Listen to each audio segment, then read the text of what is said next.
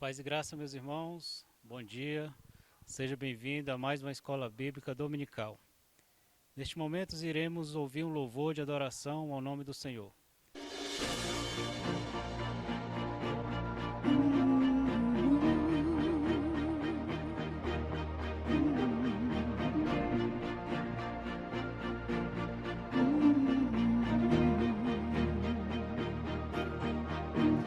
Foram noites intermináveis, eu só chorava. Bem no auge da minha dor, nada me consolava. Mas eu sobrevivi como a águia solitária, e a sorte de novo sorriu pra mim. Deus me escondeu bem debaixo de suas asas. Nenhuma peste me matou, nenhuma flecha me atingiu. Eu aprendi a ganhar, perdendo, aprendi a subir, descendo. Doeu,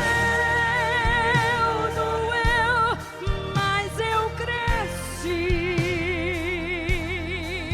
E cresci, diminuindo, apareci, desaparecendo. E o poder de Deus na minha fraqueza se aperfeiçoou.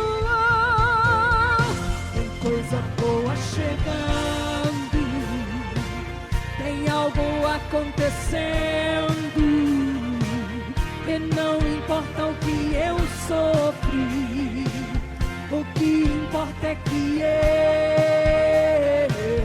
eu sobrevivi. Tem coisa boa chegando, tem algo acontecendo, e não importa o que eu sofri, o que importa é que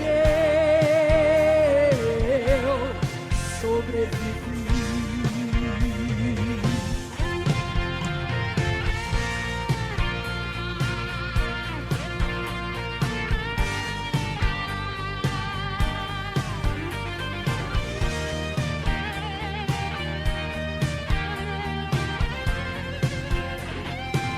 Eu aprendi a ganhar, perdendo, aprendi a subir, descendo.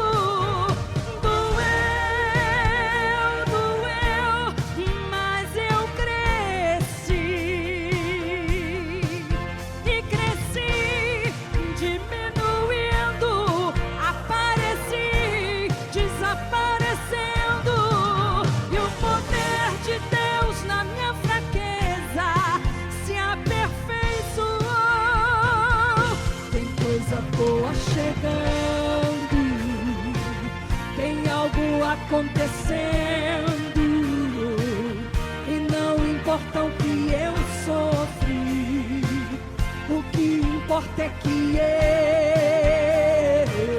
eu sobrevivi. Tem coisa boa chegando, tem algo acontecendo, e não importa o que eu sofri, o que importa é que eu sobrevivi. Sobrevivi.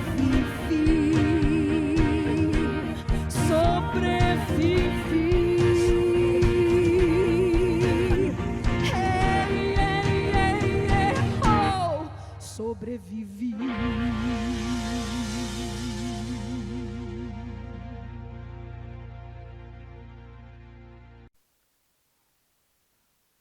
Muito bem, meus irmãos, chegamos aí ao final de mais um trimestre, de mais uma lição, né, uma lição aí abençoada, com temas importantes, temas do cotidiano, uma lição bastante atual para os nossos dias. E a nossa lição número 13 aí, a recapitulação.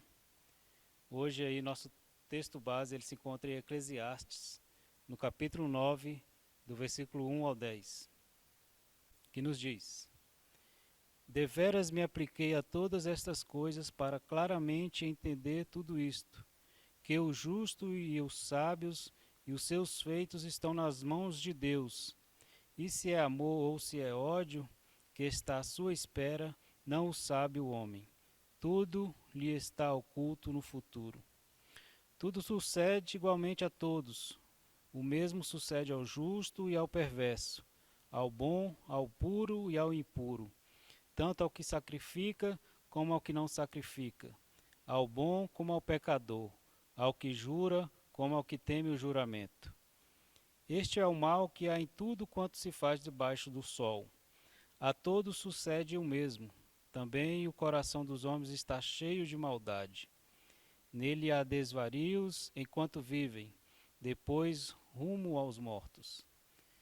Para aquele que está entre os vivos há esperança, porque mais vale um cão vivo do que um leão morto.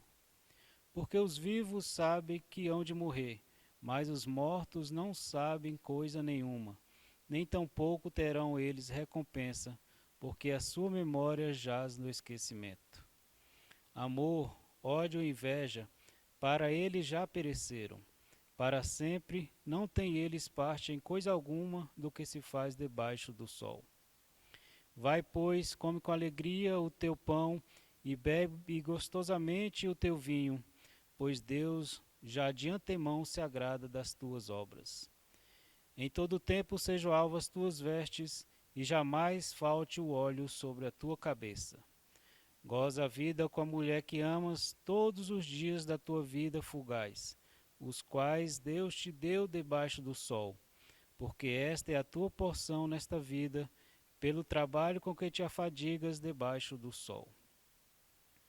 Tudo quanto te vier à mão para fazer, faze-os conforme as tuas forças, porque no além para onde tu vais, não há obra, nem projeto, nem conhecimento, nem sabedoria alguma.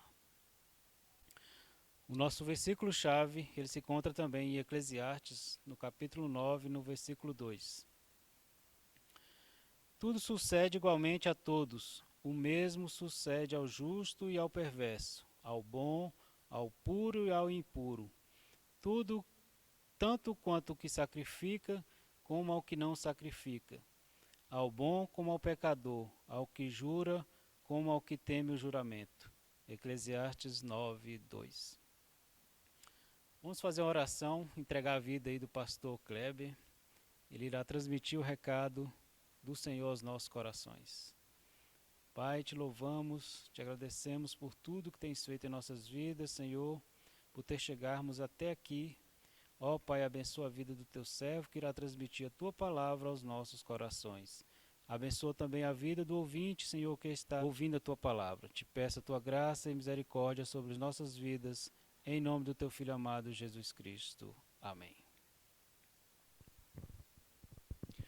Pai, Senhor, meus amados irmãos, estamos aqui encerrando mais um trimestre, com 12 lições que eu acredito que foram bênçãos para todos aqueles que participaram. No tema escolhido foi Alcançando Vitória no Campo das Emoções. Na apresentação da nossa revista, nós colocamos que as lições não pretendiam esgotar o assunto e muito menos dispensar a ajuda dos profissionais da área, mas sim servir de guia para aqueles que estão enfrentando problemas emocionais, a fim de que os mesmos procurem auxílio primeiramente em Deus e, quando for necessário, aconselhamento psicológico, pastoral, terapia em grupos, etc. Nesta recapitulação, queremos abordar os assuntos mais importantes vistos no trimestre, a fim de que esse aprendizado seja melhor fixado na mente, no coração de cada um daqueles que leram, que estudaram essa revista Crescimento Bíblico, também daqueles que participaram dos vídeos. Assim, nós queremos fazer um breve resumo de cada uma das lições que foram ministradas. A primeira lição que nós estudamos foi lidando com conflitos internos. Lidar não é a mesma coisa que acabar. Não estamos tentando acabar com os conflitos, acabar com o orgulho, acabar com as crises de fé. Estamos aprendendo a lidar com cada um desses problemas que aflige a nossa alma, que nos perturba. Então nós precisamos aprender a lidar com essas coisas.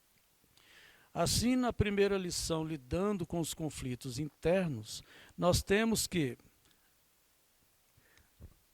os conflitos internos são ideias divergentes em nossas mentes.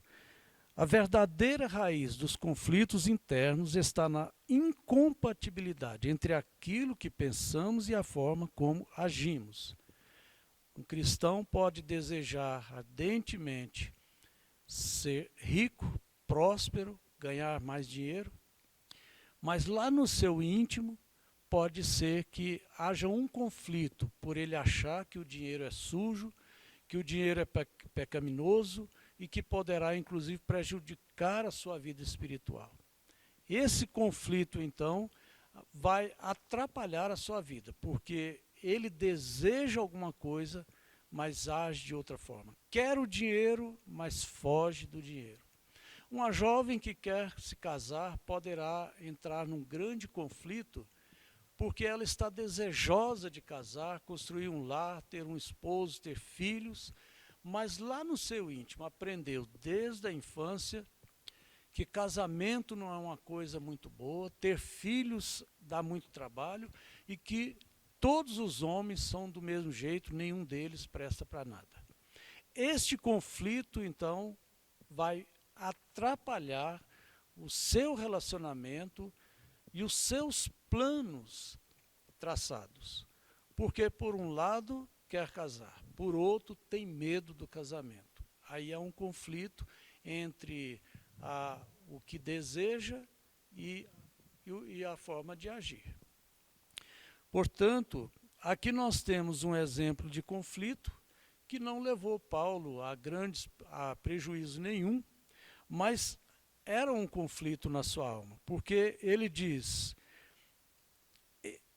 já não sei o que hei de escolher.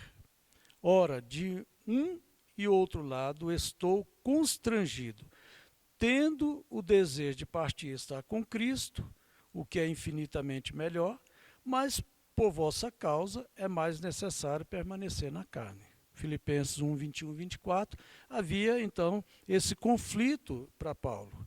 Eu não sei o que decidir, ele disse. Isso é muito comum acontecer em nossas vidas, mas existem conflitos que podem prejudicar a nossa vida, nosso ministério, nossa família, nossa situação econômica, enfim, de várias maneiras podem nos prejudicar. Quando eu fui vender uma casa, eu queria vender para trocar, para comprar um apartamento que era menor. Minha esposa e eu começamos então a orar para vender a casa. Mas havia um conflito muito grande na minha vida, um enorme conflito, porque a casa veio da minha mãe. Então eu tinha um certo apego, a família tinha um certo apego a essa casa. E agora, para vender, eu passaria para uma pessoa estranha, desconhecida. Cortaria completamente esse vínculo com essa casa. Então o conflito era tão grande que a gente orava pelas madrugadas, orava de manhã, orava à tarde, e Deus não respondeu, e a oração não estava sendo respondida, porque havia um conflito dentro de mim. Depois nós começamos a orar, pedindo a Deus para fazer a sua vontade. Deus foi então maravilhoso, agiu de uma forma muito grandiosa. Meu filho tinha um apartamento e aí surgiu a ideia de fazermos essa troca. Isso para mim foi um alívio, resolveu o meu conflito interno, porque a casa agora continua com a família. Ele ficou com a casa e eu fui para o apartamento, resolveu os dois problemas ao mesmo tempo. Então sempre confie em Deus na hora dos conflitos, porque Deus é mestre, é soberano para resolver essas questões com muita facilidade. Seremos libertos dos conflitos. A nossa libertação depende de nos livrarmos dos pensamentos negativos a respeito de nós mesmos e aceitarmos os pensamentos de Deus a nosso respeito. A maioria dos pensamentos que geram esses conflitos, a maioria das coisas que geram conflito em nossa vida, não tem o menor fundamento. Então nós precisamos nos livrar deles. Seremos livres quando confiarmos inteiramente ao Senhor as nossas decisões. Entrega o teu caminho ao Senhor, confia nele, o mais ele fará. Salmo 37, versículo 5. Se não conseguirmos lidar com os conflitos internos, jamais conseguiremos lidar com os conflitos externos. A lição número 2, lidando com a culpa, mostra dois aspectos, duas maneiras de sentirmos culpados.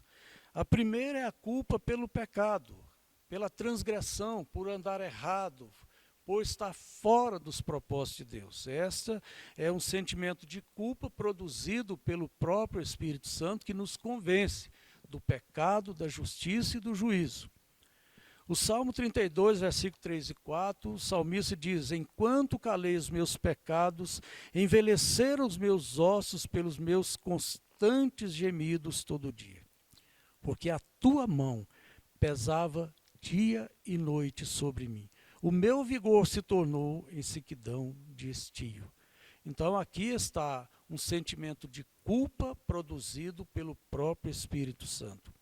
Mas o próprio salmista, no versículo 5 do mesmo salmo, diz: confessei-te o meu pecado e a minha iniquidade não ocultei. Disse: confessarei ao Senhor as minhas transgressões e tu perdoaste a iniquidade do meu pecado. É Deus quem perdoa. É Ele que perdoa todas as nossas iniquidades. É Deus que afasta de nós as nossas transgressões. Se confessarmos os nossos pecados, Ele é fiel e justo para nos perdoar e nos purificar de toda injustiça. Mas a segunda culpa é uma culpa doentia, é aquela culpa que não sabemos exatamente o motivo, já confessamos, já pedimos perdão centenas de vezes, mas não nos sentimos perdoados. Não aceitamos o perdão, nós não perdoamos a nós mesmos. Esse é um sentimento doentio, porque pune a si mesmo a ponto de adoecer. Acredita ser imerecedor em tudo aquilo que recebe. Por ser perfeccionista, se sente culpado por supostos erros e imperfeições.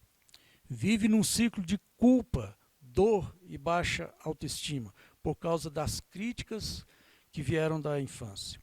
A culpa doentia é dura, exigente, abusiva, censuradora, rejeitadora, acusadora e condenatória.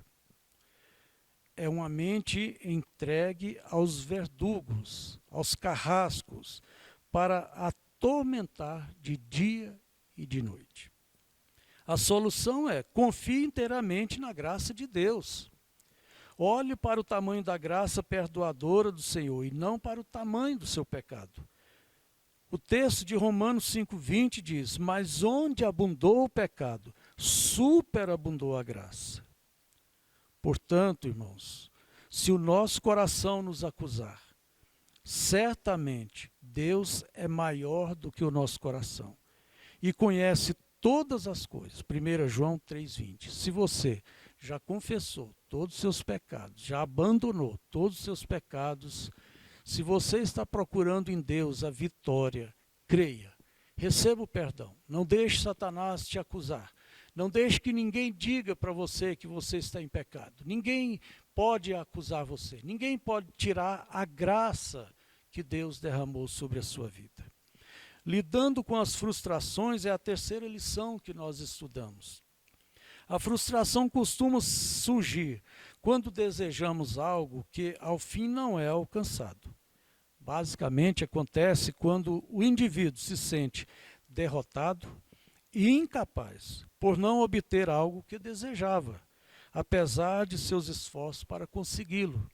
Pode ser que no emprego o empregado ficou frustrado porque esforçou ao máximo, deu tudo de si para conseguir progredir dentro da empresa e viu todos os seus amigos prosperando e ele mesmo não conseguiu nada. Isso pode gerar uma grande frustração. Um casamento que encerrou, que acabou, ambas as partes podem sofrer a frustração de alguma forma. Enfim, muitas outras coisas podem gerar essa frustração em nossa vida. Os jovens que estudam, se preparam para o vestibular, depois vê o seu amigo que nem estudou tanto assim, passar no vestibular. E ele mesmo não passar, apesar de estudar, apesar de orar, apesar de confiar em Deus, não conseguiu dessa vez, vai ficar frustrado. Mas aí é que precisa então mudar essa situação. Nós precisamos aprender a lidar com a frustração. Precisamos passar por cima, tirar proveito. Precisamos ver onde foi que erramos e continuar do ponto em que erramos, fazendo as coisas novamente, confiando em Deus. Aitofel é um exemplo de frustração na Bíblia que levou à derrota final. Segundo livro de Samuel, capítulo 16, versículo 23, diz que Aitofel naquela época era um conselheiro e a sua palavra era semelhante à palavra bíblica. Todos aceitavam. Ela era aceitada por todos e cumprida. Davi aceitava os conselhos de Aitofel. Mas depois que Absalão tomou o lugar de Davi, Aitofel aconselhou e não foi atendido, porque um outro conselheiro chegou e também deu um segundo parecer. E Absalão então preferiu tomar o outro conselho. Aitofel ficou tão frustrado que voltou para sua casa, colocou as coisas em ordem e cometeu um suicídio. Ora, a frustração pode realmente levar a esse ponto se não for tratada, se não for enfrentada. E nós precisamos saber disso. Infelizmente, muitos cristãos estão frustrados por terem colocado como objetivo aquilo que não é plano de Deus. Pastores que deveriam ser diáconos estão dirigindo igrejas sem nenhum chamado, sem nenhum propósito da parte de Deus, sem nenhuma vocação, e a congregação está sofrendo dano. Nós temos muitos professores de escola dominical, professores nas classes das crianças, que não têm a menor vocação, a menor chamada para o Ministério de Educação Cristã. Deveriam ser presbíteros, deveriam ser diáconos, diaconisas, deveriam ser exercer outro ministério, mas foram colocados no lugar errado, ou procuraram o lugar errado, e certamente estarão frustrados, porque não verão progresso no seu ministério. Cada um fique na vocação em que foi chamado. Nós temos o exemplo de Jó, que tinha tudo para ser frustrado. No entanto, o texto de Jó 42, versículo 2, diz que Jó, apesar de ter perdido a sua riqueza, perdido seus filhos, perdido a sua saúde, passado por toda essa situação, ele diz: bem sei que tudo podes, e nenhum dos seus planos pode ser frustrado. José também é outro caso. José foi para o Egito, e na sua situação ali era para estar frustrado e não sair mais daquela situação. Aos olhos da sua família, ele era apenas um sonhador. Aos olhos, na concepção dos ismaelitas, ele era apenas um objeto de compra e venda. Aos olhos de Potifar, ele era apenas um abusador. Aos olhos de Faraó, ele era apenas um governador. Mas na concepção de Deus, ele foi o salvador da sua própria nação. E o texto de Gênesis capítulo 50, versículo 20 diz: vós, na verdade, intentaste o mal contra mim, porém Deus o tornou em bem, para fazer como vedes agora, que se conservou muita gente em vida. Então José deu a volta por cima. Lidando com as crises de fé. Essa é a quarta lição estudada. E aqui nós temos que as crises de fé, elas podem estar presentes na vida de qualquer pessoa, de qualquer cristão. São momentos em que se duvida do agir de Deus.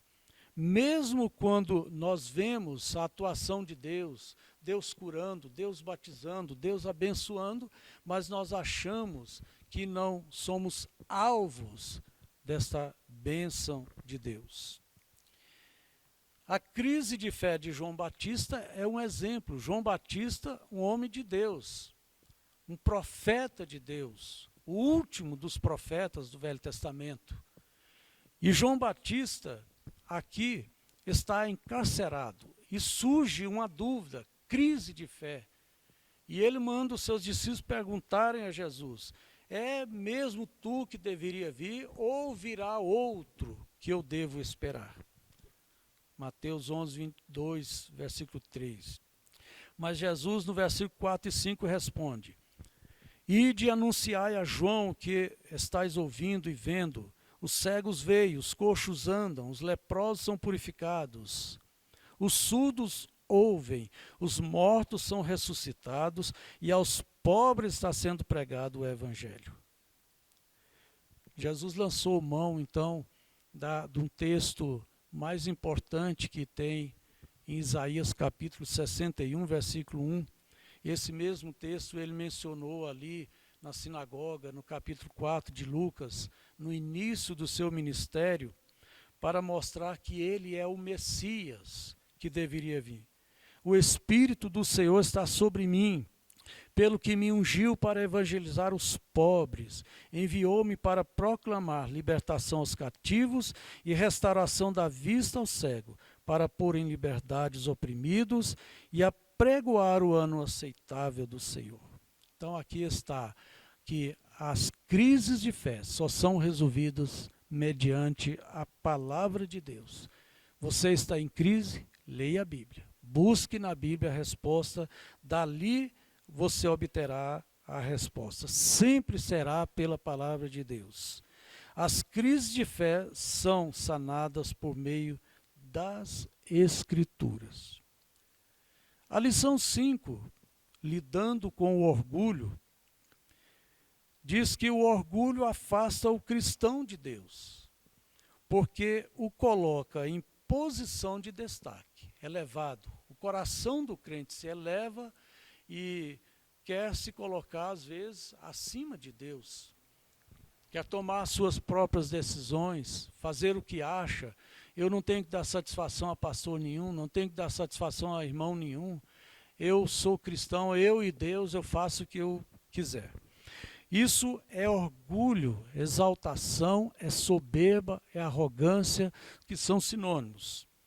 Nós temos um exemplo aqui de Nabucodonosor, que exaltou a si mesmo, elevou tanto o seu coração, que Deus o abateu e colocou nele uma loucura, uma doença mental, que ele se considerava um animal. As suas unhas cresceram, seus pelos, seus cabelos cresceram, ele se tornou como um animal, comendo grama. Até que os tempos passaram e Deus o restaurou humilde à sua posição. Temos também um exemplo de Herodes Agripa I, neto de Herodes o Grande. este também se exaltou depois de mandar matar Tiago à espada e mandar prender a Pedro e perseguir os discípulos. Ele agora, num determinado dia, sentou no seu trono, vestiu uma roupa apropriada e o povo gritava como se aquilo ali fosse Deus. Exaltaram Herodes a posição de Deus. Sabe o que aconteceu? Deus o feriu e a Bíblia diz que ele morreu comido de bichos. Muito bem. É isso que acontece quando nos exaltamos. O orgulho é queda fatal. A soberba nos levará, sem dúvida nenhuma, à queda. O exemplo supremo de orgulho está em Satanás, que exaltou a si mesmo, mas foi humilhado. O exemplo supremo de humildade está em Jesus, que humilhou a si mesmo, mas foi exaltado. O orgulho, a soberba, a arrogância, essas coisas são tão pecaminosas que a Bíblia diz que na oração do salmista ele diz: Senhor, livra-me da soberba e ficarei livre de grande transgressão. Paulo, quando teve aquela visão celestial, foi arrebatado e contemplou toda aquela glória. Deus lhe colocou um espinho na carne, para que de maneira alguma Paulo se exaltasse, porque seria queda fatal. Depois de ver toda a glória, ele veria a negrura dos infernos. Então Deus, para poupar Paulo, simplesmente colocou nele um espinho na carne, uma perturbação,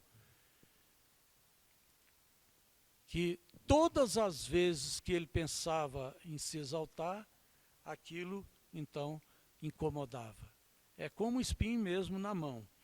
Você tem um espinho na mão, você foi lidar com a madeira, entrou aqui um espinho, e todas as vezes que você vai tocar em alguma coisa, pegar, aquilo finca um pouco mais. Ou no pé, debaixo da sola, e que você vai andar e aquilo finca mais um pouco, e você lembra imediatamente daquilo, que aquilo está na sua carne. Assim Deus fez para o próprio bem do apóstolo Paulo. A virtude, irmãos, a virtude mais elevada do cristão é a sua fidelidade, agora e por toda a eternidade. Vou repetir. A virtude mais elevada do cristão e a sua felicidade agora e por toda a eternidade consiste em apresentar a si mesmo como um vaso vazio, no qual Deus possa habitar e manifestar seu poder e bondade. Aqui nós temos o versículo na própria lição, versículo 8, parte A, e versículo 10. Chegai-vos a Deus e ele se chegará a vós. Humilhai-vos perante o Senhor e ele vos exaltará. Aqui nós temos a lição número 6, lidando com o medo. O medo também é como a questão da culpa. Tem dois aspectos, tem duas maneiras de encararmos o medo. O medo é um dispositivo natural, supernatural. É por ele que evitamos certas tragédias. É por causa do medo que evitamos certos lugares, certas aventuras que poderiam nos levar a grandes prejuízos e até mesmo à morte. Ele nos ajuda a evitar e fugir de certas situações que poderiam nos prejudicar.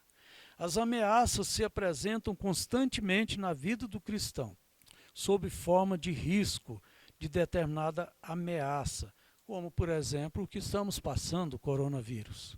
É uma ameaça e que nós precisamos temer, sim.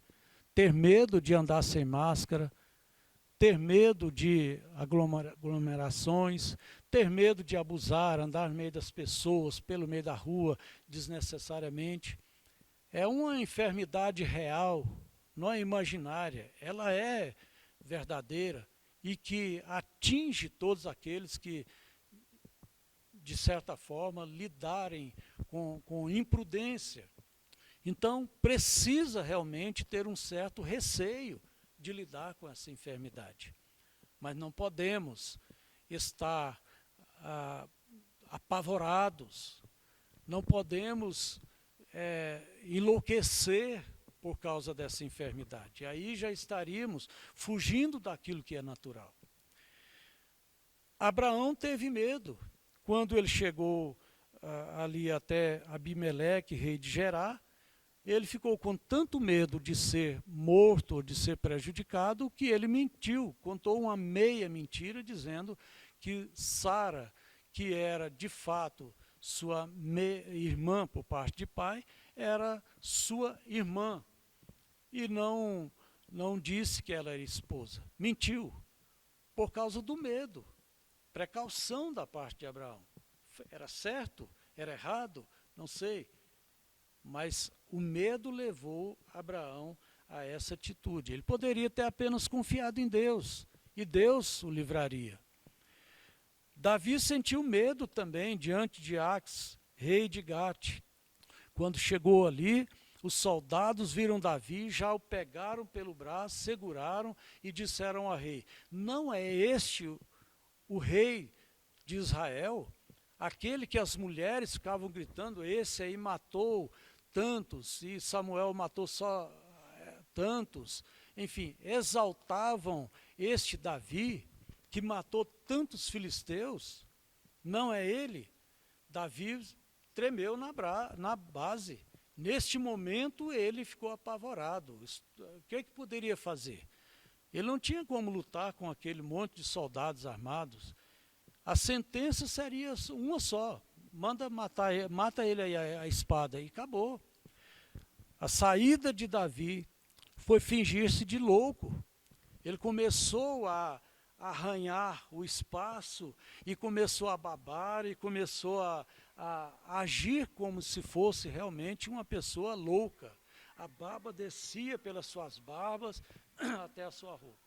Então o rei olhou e falou assim: já temos tantos loucos por aqui, ainda há necessidade de vocês me trazerem mais um doido? E mandou soltar Davi, e Davi foi embora, com certeza agradecendo por ter passado por uma situação bastante difícil. Mas ele sentiu medo, apesar de ser o grande guerreiro que era. O medo excessivo é que é pecaminoso, porque ele, na verdade, é incredulidade, falta de confiança em Deus. A Bíblia, como nosso manual de vida e prática, apresenta soluções eficazes no combate quando o medo nos confronta. Josué capítulo 1, versículo 9 diz: não te mandei eu?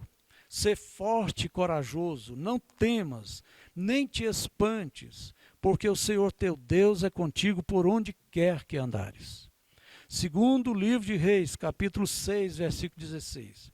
Ele respondeu: não temas, porque mais são os que estão conosco do que os que estão com eles. Isaías 41, 13. Porque eu, o Senhor, teu Deus, te tomo pela mão direita e te digo: não temas, que eu te ajudo. A sétima lição, lidando com a autopiedade. Nós temos, essa lição foi baseada no livro de Jó, no capítulo 10, versículo 1 a 10. A autopiedade é uma avaliação deturpada, errada que nós fazemos de nós mesmos, a ponto de perder a própria capacidade de lidar com a situação. Por achar-se inferior, frágil e vítima das situações, acabamos furtando-nos a própria responsabilidade da nossa própria vida. Então, a autopiedade é uma vitimização. A pessoa se torna vítima. O hábito de vitimização e de culpar as circunstâncias pelos fracassos e dificuldades faz com que o indivíduo não saia em busca de condições favoráveis para planejar, agir e realizar. Mas o que precisamos fazer? Transforme seus pensamentos negativos em experimentos práticos. Seja otimista, não reclame, não murmure, não lamente. Moisés poderia ter lamentado pelo fato de ter tentado ajudar Israel, matando aquele egípcio e defendendo o seu povo. Só que deu tudo errado, ele tentou agir na hora errada, e com isso ele teve que fugir para o deserto. Ele poderia ter então falado, a partir de agora abandono completamente esse Deus, porque ele não me ajudou, não me guardou, não honrou aquilo que eu quis fazer para ele. Mas Moisés, certamente, 40 anos depois, com certeza ele percebeu que há grande necessidade de que tudo isso acontecesse para que ele fugisse para o deserto, porque lá é que Deus trabalhou a sua vida.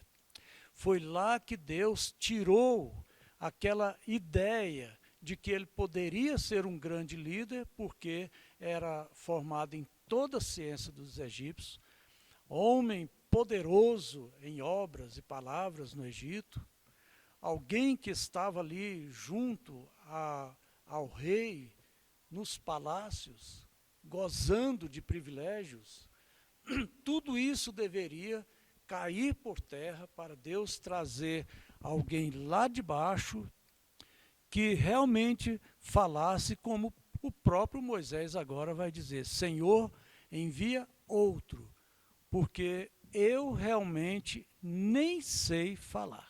Olha aí, ele chegou ao ponto que Deus realmente queria que ele chegasse. Mas o auto-piedoso não vê assim. Ele lamenta, ele vai se definhando, ele não reage, não toma providências e culpa todo mundo. A culpa é da minha família, a culpa são dos meus amigos, a culpa é do governo, a culpa é do desemprego, e fica lamentando. E hoje nós temos muitos sites, nós temos no YouTube aí muitos vídeos onde as pessoas se tornaram reclamadores de tudo, não apresentam alternativa para nada, mas estão ali sempre combatendo. Combate o governo, combate tudo que o governo faz e, enfim, leva essas pessoas que já são doentes, que têm esse sentimento autopiedoso, a piorar cada vez mais, porque dizem para elas, é assim mesmo, você está certo, está todo mundo errado. Então, a autopiedade é uma vitimização.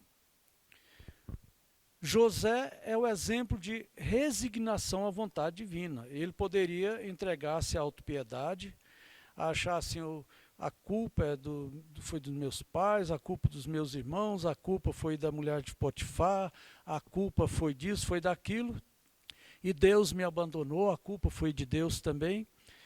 Ele poderia entregar-se à autopiedade, mas pelo nome dado aos seus 2 filhos, percebemos que ele deu a volta por cima.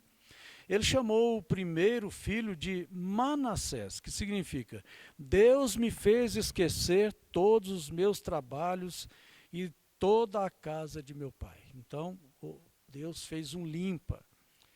Ele não tinha nenhum rancor, ele não tinha nenhuma marca do passado, ele não tinha nenhuma raiz com os problemas do passado. Ele estava completamente liberto, segundo as palavras dele. O segundo ele colocou Efraim, que significa: Deus me fez próspero na terra da minha aflição. Então ele soube usar todo este mal que veio sobre ele, toda essa situação, para converter tudo isso em bênção e ser o homem que nós conhecemos hoje nas Escrituras. Prosperou. Ele prosperou exatamente na terra da aflição. Irmão, é na situação que você está vivendo, é no desemprego, é na falta de recursos. É aí que você deve dar a volta por cima. É aí que está a sua vitória. é na aflição, é na angústia, é no desespero, é na dificuldade. Nunca houve prosperidade para a igreja em tempos, nunca houve avivamento espiritual em épocas de prosperidade. Sempre que a igreja passou por um avivamento espiritual, eram em épocas difíceis para a igreja, difíceis para a nação onde os cristãos estavam vivendo. É assim que Deus age. A lição número 8, lidando com a baixa autoestima. Um dos alicerces da autoestima saudável é formado no lar, onde se desenvolve valores para a vida. Já a baixa autoestima está intimamente ligada à dificuldade de autoaceitação, amor próprio e falta de autoconhecimento.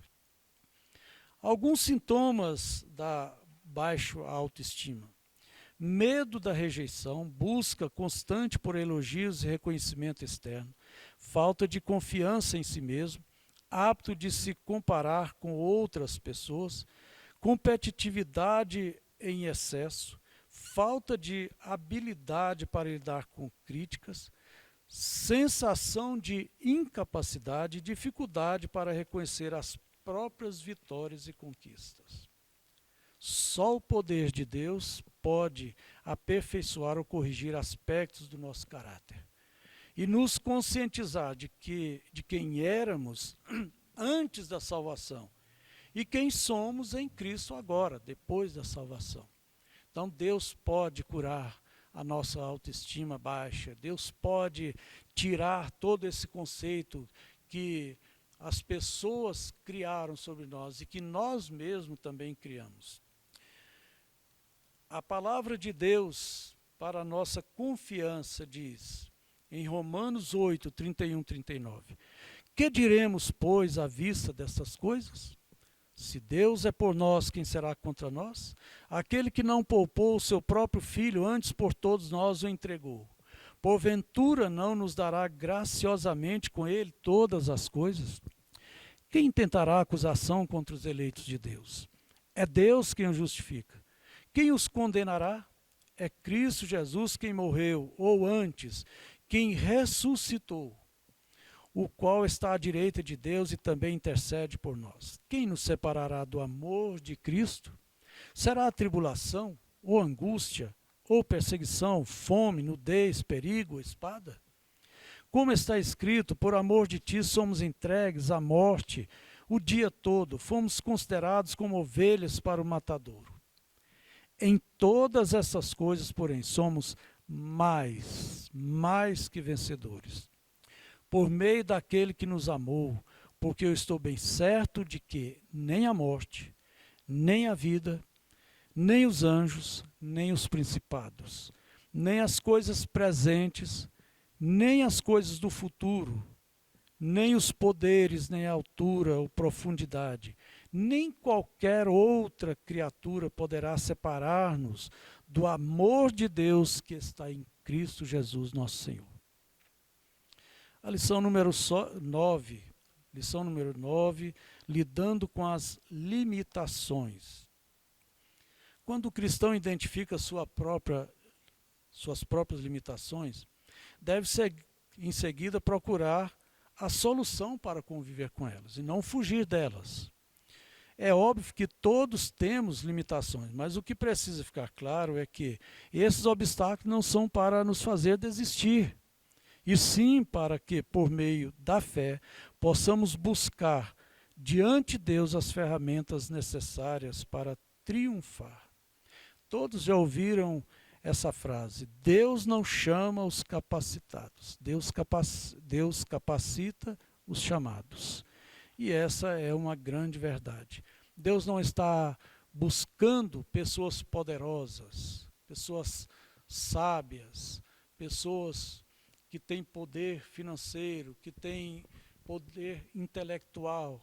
Deus está procurando pessoas vazias para que Ele possa encher com o seu poder e a sua graça.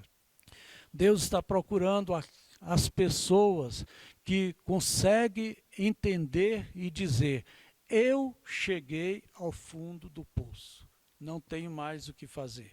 E aí confiamos em Deus e Ele mostrará o seu poder. Porque o poder pertence a Deus. É Deus que opera em nós, tanto querer como efetuar. Deus é mestre em lidar com limitações. Fez os muros de Jericó cair apenas no grito, porque a nação israelita rodeou os muros, começaram a gritar e começaram a tocar trombetas e os muros ruíram. Evidentemente que foi a mão de Deus para mostrar o seu poder na incapacidade de Israel de vencer aquela grande nação que era Jericó. Deu a vitória a Gideão. De que maneira? Gideão lhe apresentou 32 mil homens para levar para a guerra. Só que Deus disse para ele: não, Gideão, de jeito nenhum. Não vou te dar a vitória com esse monte de gente. Sabe por quê? O versículo 2 do capítulo 7, Juiz diz: é demais o povo que está contigo, para eu entregar os midianitas nas suas mãos. Israel poderia se gloriar contra mim, dizendo: a minha própria mão me livrou. Está vendo por que Deus prefere trabalhar com pessoas limitadas? Pessoas que aceitam as suas limitações, que entendem que realmente sem Deus não pode fazer nada. Então é por isso. Deus disse: olha, faça um teste aí, porque alguns desses homens vão voltar. 10 mil desistiram da guerra. Mas mesmo assim ainda estava uma quantidade, 10 mil continuou. Na verdade, 22 mil desistiram da guerra. Mas mesmo 10 mil, Deus disse: ainda está muito. Depois você vai dizer que conseguiu com esses 10 mil homens. Fez um novo teste e agora apenas 300 homens. Totalmente impossível de vencer aquela nação midianita, uma super nação, poderosa, perigosa, cruel. Jamais Gideão venceria com 300 homens. Nunca agradaremos a Deus, irmãos, enquanto não pararmos de lutar tentando agradá-lo. Precisamos sim nos apresentar a Ele como um monte de cinzas, para que Ele possa usar-nos como quiser. Romanos 12, versículo 1 diz: rogo-vos, pois irmãos, pelas misericórdias de Deus, que apresenteis os vossos corpos em sacrifício vivo, santo, agradável a Deus, que é o vosso culto racional.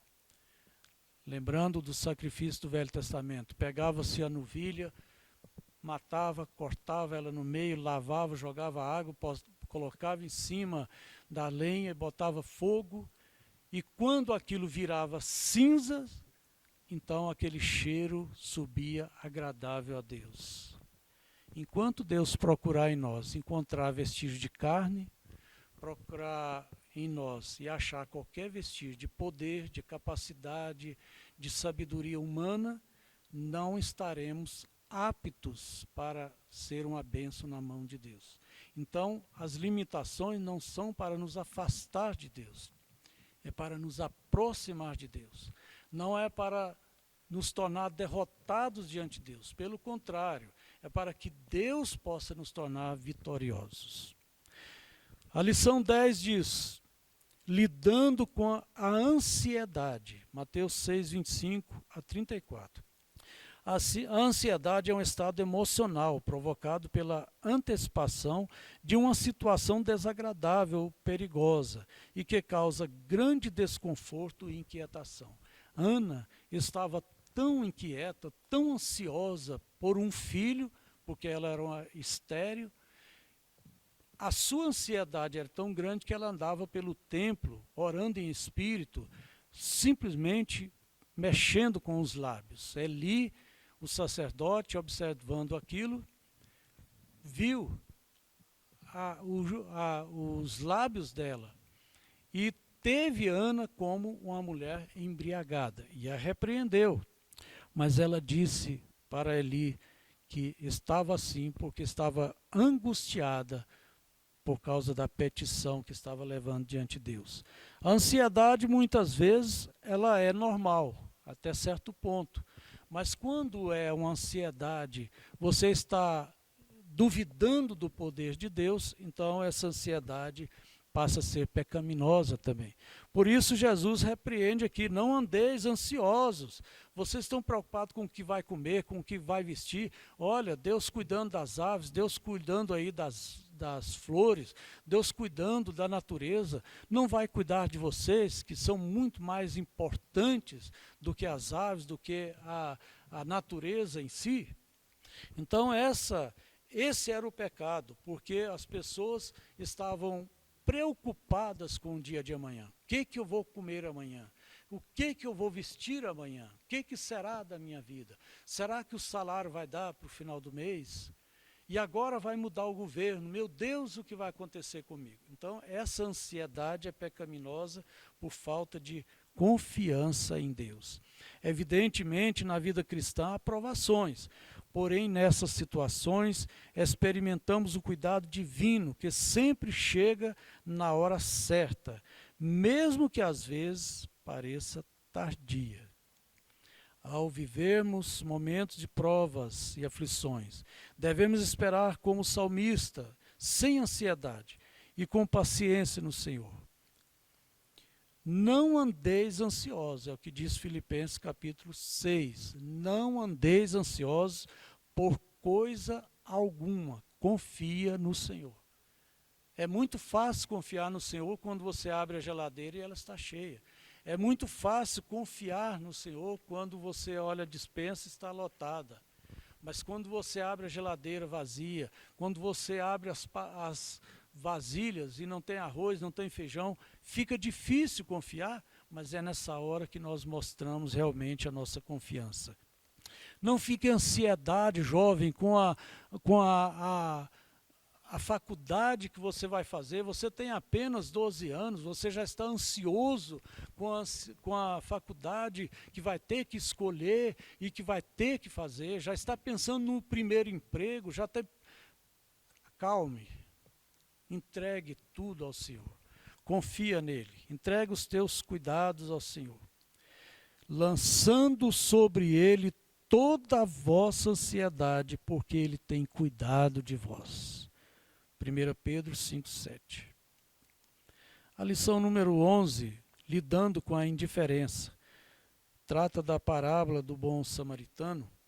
E nessa parábola Jesus confrontou os líderes religiosos, porque achavam que os trabalhos religiosos que eles estavam fazendo, os seus rituais, era mais importante que socorrer um homem jogado ali na sarjeta. Acontece que o âmago do cristianismo é amarás ao Senhor teu Deus de todo o coração e sobre todas as coisas. E o segundo, semelhante a isso, amarás o teu próximo como a ti mesmo. Então não existe nada mais importante do que realmente a comunhão com o nosso próximo, o socorro ao nosso próximo, lidar com o nosso semelhante, socorrê-lo nas suas necessidades. Então, essa ideia estava incorreta na mente daqueles líderes que achavam que não podiam parar o seu trabalho para socorrer aquele homem. E aquele homem estava ali jogado. A indiferença na vida daqueles homens. Mas é a indiferença que tem destruído famílias. A indiferença destrói casamentos. Um homem indiferente, ele fere, ele machuca a sua esposa muito mais do que quando lhe dá uma bofetada. A indiferença mata, a indiferença é muito mais prejudicial do que qualquer outra coisa que o homem possa fazer com a sua esposa ou vice-versa. É a indiferença que leva filhos a saírem de casa e ir para as drogas. Eu li numa parede perto da minha casa, um jovem, um adolescente envolvido com drogas, desamparado pelos seus pais. Ele escreveu com carvão naquela parede, letras bem grandes, e ele botou cadeia e deu a definição de cadeia, de prisão. E ele colocou cadeia é o filho que grita e os pais não ouvem. Olha aí a indiferença na vida desse jovem, o que levou, para onde o levou. Então a indiferença é muito prejudicial no nosso relacionamento familiar, relacionamento com os cristãos, relacionamento com a sociedade, nas amizades, no casamento, enfim, em toda situação devemos nos livrar da indiferença. Esse equívoco da parte dos religiosos se repete em nossos dias, pois inúmeros cristãos nominais priorizam suas atribuições religiosas em detrimento a qualquer assistência à necessidade do próximo. Jesus espera que sejamos reconhecidos pelo amor aos outros. E para terminar, nós temos a lição número 12, lidando com as perdas. As Escrituras nos dão conta de inúmeros casos de perda. O caso, por exemplo, que nós podemos mencionar em 2 Samuel, capítulo 12, 14 a 23, Davi perdendo o seu filho, fruto daquele adultério. A viúva de Naim perdeu o seu filho também, no Lucas, capítulo 7, versículo 11 a 15. As irmãs de Lázaro, que teve a perda do seu irmão Lázaro, no capítulo 11 de João, versículo 14 a 26. Existem muitas formas de perda, irmãos. Financeira, afetiva, física, perda de um membro. Enfim, muitas formas de perdermos. Jó é o exemplo extremo que nós temos na Bíblia de perda. Começou perdendo os seus bens, depois perdeu todos os seus filhos, depois perdeu a saúde. Tudo isso aconteceu numa sequência terrível e num curto prazo de tempo. Tudo isso veio acontecer com Jó. Então, as perdas, elas podem acontecer com qualquer pessoa, qualquer cristão, independentemente se você é fiel a Deus, se você ora, se você não ora, independentemente se você confia ou não a Deus. A questão não está na perda, a questão está como você enfrenta essas perdas na hora que elas acontecem. É onde você coloca Deus nessas perdas, como Jó colocou, como a viúva de Naim colocou e teve o seu filho de volta, como as irmãs de Lázaro também colocaram Lázaro nas mãos de Jesus e teve a resposta, Lázaro de volta. Então, a questão não está exatamente na perda em si, mas é como nós passamos por elas. É onde nós colocamos Deus naquilo que nós perdemos.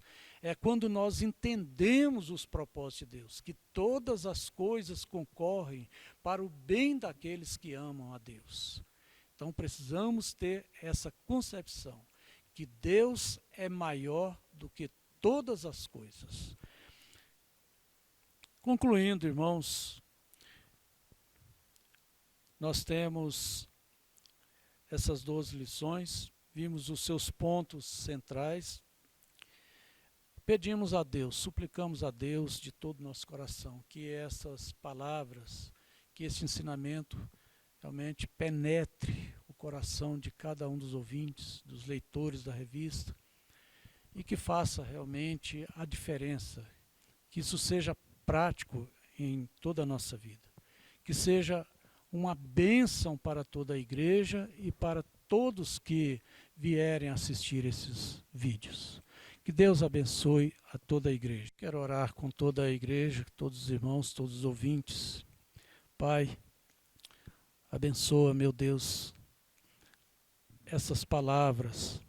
Abençoa, meu Deus, essas lições, esse vídeo, que ele possa alcançar, meu Deus, pessoas que estão realmente necessitadas, que precisam do teu agir, meu Deus, da tua resposta, estão deprimidas, estão em conflito, estão frustradas, estão sem saber o que fazer, amedrontadas. Deus, visita por misericórdia toda a tua igreja, todo o teu povo, essa nossa nação, meu Deus, os nossos governantes. Cessa essa epidemia, meu Deus. Tem misericórdia do teu povo. Guarda-nos da contaminação dessa doença, Pai. Em nome de Jesus te pedimos e agradecemos. Que a graça do Senhor Jesus, o amor de Deus e a comunhão do Espírito Santo seja com todos vós. Amém. Graças a Deus pela vida do pastor Klebe, que o Senhor o abençoe, que o Senhor frutifique o seu ministério cada vez mais. No próximo domingo já teremos aí a nossa próxima lição. Estará o tema aí do trimestre: alicerces que sustentam a vida cristã plena. Então compareça aí à secretaria da nossa igreja, adquira a sua lição e participe conosco aí das nossas escolas dominicais. Deus abençoe a vida de cada um dos irmãos. Amém.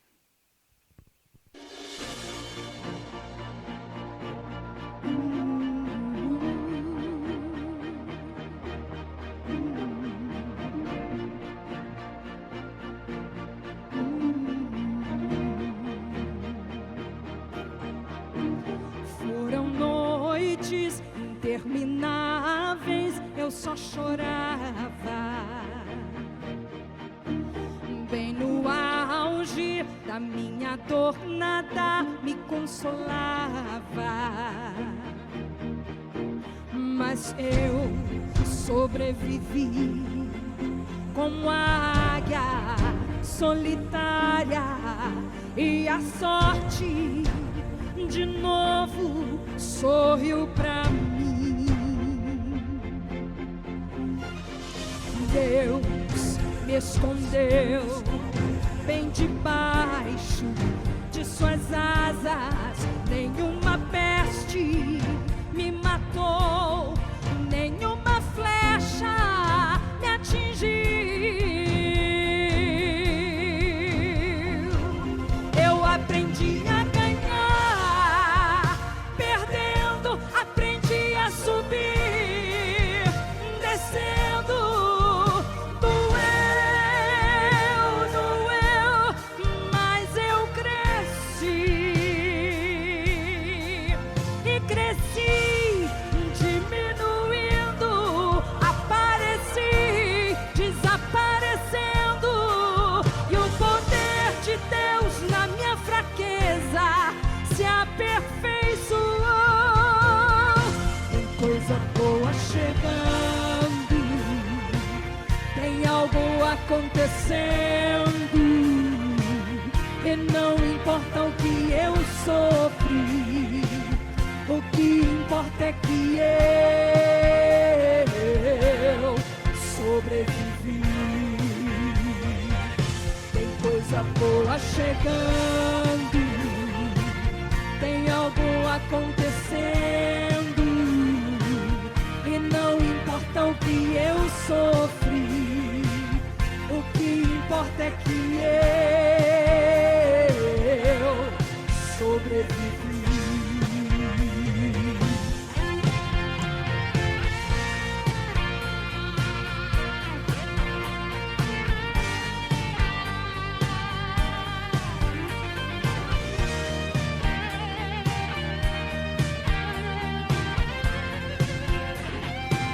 Eu aprendi a ganhar, perdendo, aprendi a subir, descendo.